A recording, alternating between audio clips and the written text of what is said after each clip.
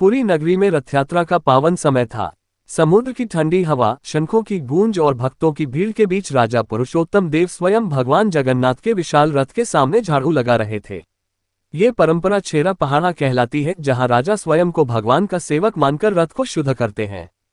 उनके लिए ये सम्मान था, लेकिन दुनिया की आंखों में यह निम्न कार्य माना जाता था। एक दिन जब राजा ने कांची के शक्तिशाली राजा को अपनी पुत्री राजकुमारी पद्मावती के लिए विवाह प्रस्ताव भेजा, तो कांची राजा ने व्यंग्य करते हुए कहा, कांची की राजकुमारी का विवाह उस व्यक्ति से जो रथ के सामने झाड़ू लगाता है, ये हमारा अपमान है। ये सुनकर पुरुषोत्तम देव शांत रहे, लेकिन ये केवल उनका नहीं, भगवान जगन्नाथ की सेवा का अपमान था। उनके हृदय में भक्ति थी, अहंकार नहीं। परंतु इस अपमान को सहना अकल्पनीय था। पुरुषोत्तम देव ने कांची पर चढ़ाई की। युद्ध भीषण हुआ, पर भाग्य प्रतिकूल था और राजा पहली लड़ाई हार गए। हारकर वे टूट गए और रात ही रात जगन्नाथ मंदिर पहुंचे। कहते हैं कि उस रात वे गर्भगृह की सीढ़ियों पर गिर पड़े और बोले, प्रभु, यह अपमान मेरा नहीं, आपकी सेवा का है। मेरे पास शक्ति नहीं, बस आपकी शरण है। राजा की भक्ति देखकर प्रभु मुस्कुरा उठे।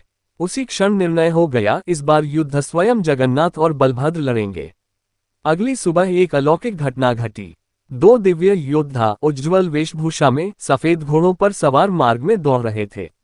वे राजा की सेना से भी आगे थे। कोई नहीं जानता था कि वे भगवान जगन्नाथ और बलभद्र ही थे। रास्ते में वे एक दही बेचने वाली मनिका गौडुनी के पास रुके। दोनों देवताओं ने उससे दही लिया। जब भुगतान की बात आई तो वे बोले, हमारे पास अभी कुछ नहीं, ये रत्न मुद्रिका ले लो, राजा आएंगे वे तुम्हें दे देंगे। मनिका ने अंगूठी संभाल ली। थोड़ी देर बाद राजा पुरुषोत्तम देव वहां पहुंचे। मनिका ने उत्साह से अंगूठी दिखाई। दो सुंदर घुड़सवार अभी अभी गए। उन्होंने कहा कि आप पहचान जाएंगे। राजा जैसे पत्थर के हो गए। वह जगन्नाथ की रत्न मुद्रिका थी। उन्हें समझ आ गया, स्वयं भगवान मेरी सेना का नेतृत्व कर रहे हैं। दिव्य विश्वास से भरे राजा ने अपनी सेना को आगे बढ़ाया। जहां प्रथम युद्ध में हार मिली थी, वहीं इस बार विजय अपार थी। कांची का राजा परास्त हुआ। राजकुमारी पद्मावती और प्रसिद्ध गणेश मूर्ति गणपति गोपाला को सम्मानपूर्वक पुरी लाया गया। पुरी पहुंचकर पुरुषोत्तम देव ने घोषणा की, पद्मावती का विवाह उसी से होगा जिसे तुम निम्न सेवा कहते थे, झाड़ू लगाने वाले से। अगली रथ यात्रा में छेरा पहाड़ा सेवा के समय राजा ने स्वयं झाड़ू हाथ में रखा और पद्मावती को वरमाला पहनाई। उन्होंने कहा, यदि ये सेवा निम्न है तो मैं स्वयं वही हूँ।